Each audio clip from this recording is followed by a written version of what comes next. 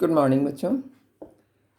हम लोगों ने पिछले क्लास में देखा कि अयस्क क्या है, खनिज क्या है। तो अयस्क से शुद्ध धातु प्राप्त करने के लिए जो भौतिक और रासायनिक प्रोसेस किए जाते हैं उसको कहते हैं धातु कर्म, यानी शुद्ध धातु प्राप्त करने के लिए किया जाने वाला भौतिक और रासायनिक क्रियाएं। ठीक है, तो उसमें जो प्रोसेस हैं वो 3 प्रकार के होते हैं। पहला है सांद्रण, निष्कर्षण और शोधन, कंसंट्रेशन, एक्सट्रैक्शन और प्यूरिफिकेशन। ठीक है, ये 3 विधियाँ, 3 जो प्रोसेस होते हैं, इन्हीं के आधार पर पूरा डिपेंड करता है कि कैसे आप किसी अयस्क से शुद्ध धातु प्राप्त कर सकते हैं। तो उसमें रासायनिक श्रेणी जो थी, रासायनिक विद्युत श्रेणी जो थी, हम लोग पिछले क्लास में पढ़े थे, उसके आधार पर देखेंगे। तो सबसे पहले अयस्क लेते हैं, अयस्क का सांद्रण करते हैं, फिर सांद्रित अयस्क को, अब उसमें किन किन तरह की धातुएं हैं, कौन अधिक अभिक्रियाशील है, कौन उससे कम है और कौन सबसे कम है, तो इनको अलग अलग इसमें क्रियाएं कराई जाती हैं। ठीक है, तो हम लोग इसको उदाहरण के माध्यम से भी देखेंगे। अभी थोड़ा सा देखते हैं कि सांद्रण क्या है। ये एक चार्ट जैसा है, इसी के आधार पर होता है। तो सांद्रण की क्रिया होती है, सांद्रण में अयस्क चूँकि खानों से मिलते हैं, तो खान के में उसमें संयुक्त अवस्था के साथ साथ उसमें कुछ ऐसे अपद्रव्य होते हैं जिनको कि आसानी से अलग किया जा सकता है, यानी जैसे पत्थर के टुकड़े, मिट्टी के कण, बालू तथा चूने के पत्थर आदि अपद्रव्य मिले रहते हैं। इन अपद्रव्यों को मैट्रिक्स या गैंग कहते हैं। जो मिला हुआ पदार्थ होता है, जैसे मिट्टी के कण, बालू, पत्थर, वो सब जो मिले हुए रहते हैं, तो इनको जो अलग किया जाता है इसको कहते हैं अयस्क का सांद्रण। इसलिए हमने कहा कि इसको आसानी से अलग किया जा सकता है, तो इस क्रिया को कहते हैं अयस्क का सांद्रण। तो इसमें सबसे पहले अयस्क के बड़े बड़े टुकड़ों को लेकर के उसको अलग कर लेते हैं और फिर इसको हथौड़ों से छोटे छोटे टुकड़े में तोड़ लेते हैं।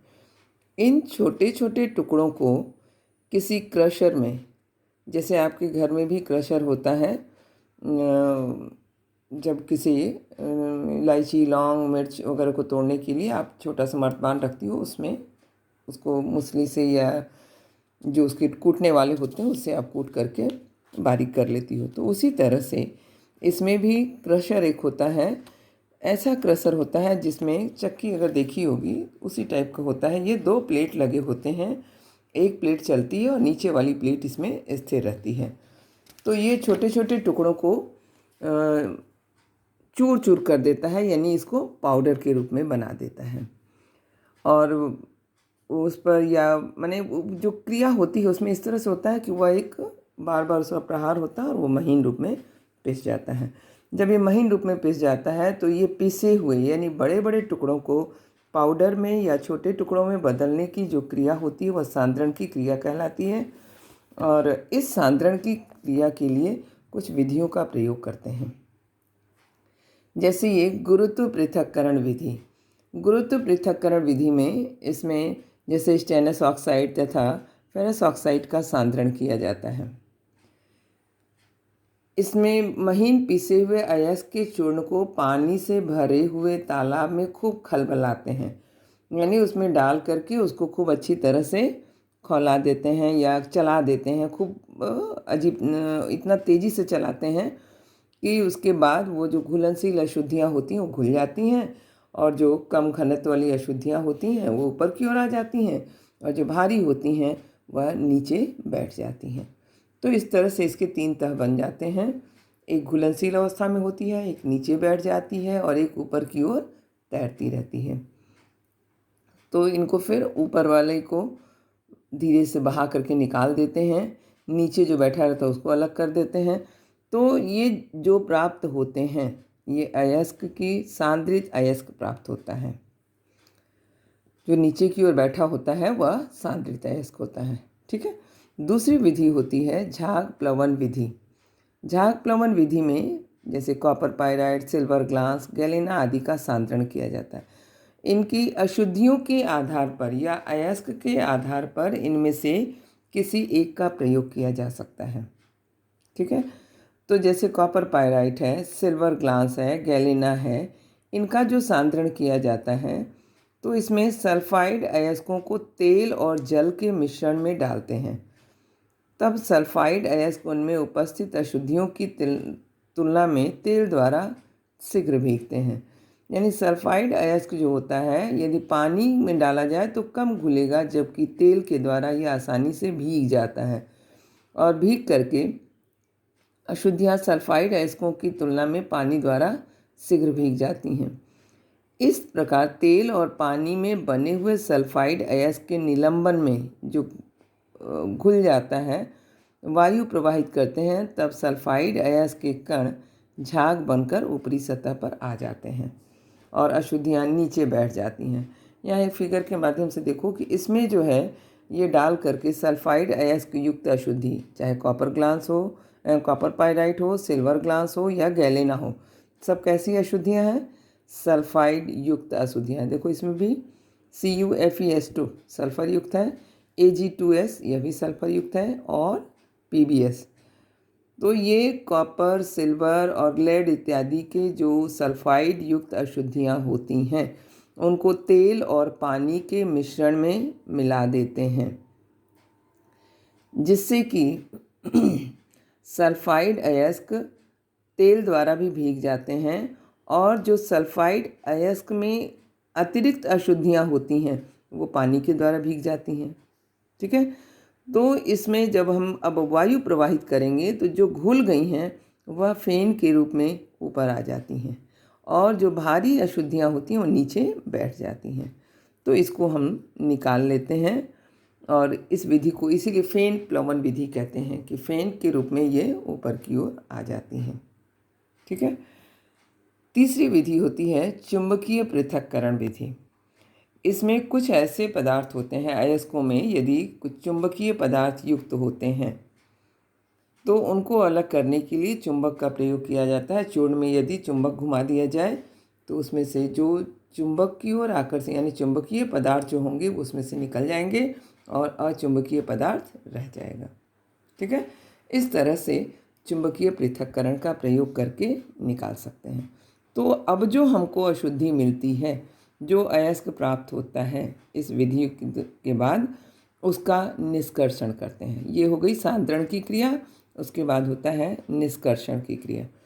निष्कर्षण की क्रिया में कई प्रकार के स्टेप्स लिए जाते हैं। कुछ ऐसे पद होते हैं जिनका कि प्रयोग किया जाता है, लेकिन इसमें भी कोई ज़रूरी नहीं है कि सबका प्रयोग हो। जैसी अयस्क होते हैं उसी के आधार पर इसको किया जाता है।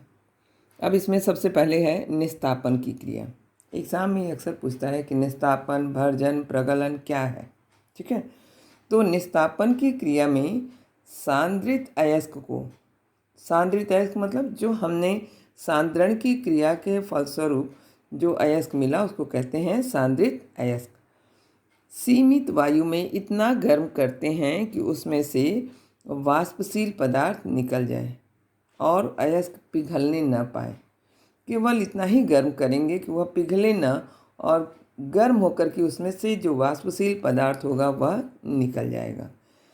जैसे इसको जो प्रयोग किया था उसमें जैसे कार्बोनेट, ऑक्साइड और हाइड्रोक्साइड अयस्क जो होते हैं, क्योंकि कार्बोनेट जो होगा वह कार्बन डाइऑक्साइड के रूप में निकल जाएगा, ऑक्साइड ऑक्सीजन के रूप में, हाइड्रोक्साइड जलवाष्प के रूप में निकल जाएगा। ठीक है, तो ऐसे जो अशुद्धियाँ होंगी, जैसे बॉक्साइड जो है फार्मूला के रूप में Al2O3 और 2H2O, ये जल की मात्रा है इसमें। जब इसको हम गर्म करेंगे तो हल्का सा गर्म करते ही जल इसमें से वाष्प बन के निकल जाएगा और बच क्या जाएगा Al2O3। ठीक है, तो इसमें से वाष्पशील पदार्थ को जो निकालने की क्रिया होती है, वायु की सीमित मात्रा में वाष्पशील पदार्थ को निकालने की जो क्रिया होती है उसको कहते हैं निस्तापन। ठीक है, इसी तरह से लिमोनाइट दिए हैं। लिमोनाइट आयरन का अयस्क होता है। इसको भी यदि गर्म करेंगे तो इसमें से जल वाष्प निकल जाएगा। यदि कार्बोनेट की मात्रा है तो उसमें से कार्बन डाइऑक्साइड निकल जाएगा। ठीक है, तो ये हो गई निस्तापन की विधि। दूसरी है भर्जन की विधि। सांद्रित अयस्क को अकेले या अन्य पदार्थों के साथ मिलाकर अधिक वायु की नियंत्रित मात्रा की उपस्थिति में, यानी वायु की नियंत्रित मात्रा उसकी तुलना में अधिक होगा, लेकिन एक नियंत्रित मात्रा होगी, और इसमें भी अधिक ताप पर बिना पिघलाए गर्म करने की क्रिया को भर्जन कहते हैं। क्योंकि ये क्रिया जो होती है, भर्जन की क्रिया, ये परावर्तनी भट्टी में होती है। भट्टियाँ कई प्रकार की होती हैं, वात्या भट्टी, परावर्तनी भट्टी, इस तरह से भट्टियों के प्रकार। चूँकि आपके कोर्स में है नहीं, इसलिए केवल नाम याद रखो कि परावर्तनी भट्टी में होती है। समय रहा तो हम भट्टी के बारे में बताएंगे आपको। तो अब ये भट्टी में रख करके जब इसको गर्म करते हैं तो ऑक्सीजन की उपस्थिति में गर्म होगी। तो जैसे कॉपर पायराइट है, इसको ऑक्सीजन, क्योंकि अब कॉपर पायराइट क्या है, हमको सांद्रित अयस्क के रूप में प्राप्त हुआ है। इसको ऑक्सीजन की उपस्थिति में गर्म जब यह होता है तो इसका सल्फाइड बन जाता है, कॉपर सल्फाइड, फेरस सब। क्योंकि ये क्या हो गया, ये ऑक्सीजन इसके साथ क्रिया कर लिया, कॉपर के साथ क्रिया करके कॉपर सल्फाइड, फेरस सल्फाइड और सल्फर डाइऑक्साइड, फिर कॉपर सल्फाइड ऑक्सीजन से क्रिया करके कॉपर ऑक्साइड बना लिया, फेरस सल्फाइड ऑक्सीजन से क्रिया करके फेरस ऑक्साइड बना लिया। इस तरह से ये पदार्थ जो हैं प्राप्त होते हैं। इस क्रिया को कहते हैं भर्जन की क्रिया। ठीक है, निस्तापन और भर्जन। तीसरा पॉइंट होता है प्रगलन की क्रिया। अयस्क में कार्बन तथा उचित गालक मिलाकर, गालक इसलिए मिलाया जाता है कि यह प्रगलन की क्रिया आसानी से हो जाए। उच्च ताप तक गर्म करने की क्रिया को या पिघलाने की क्रिया को प्रगलन कहते हैं। यह क्रिया वात्या भट्टी में कराई जाती है। ब्लास्ट फर्नेस इसको कहते हैं, ब्लास्ट फर्नेस इसमें कराई जाती है।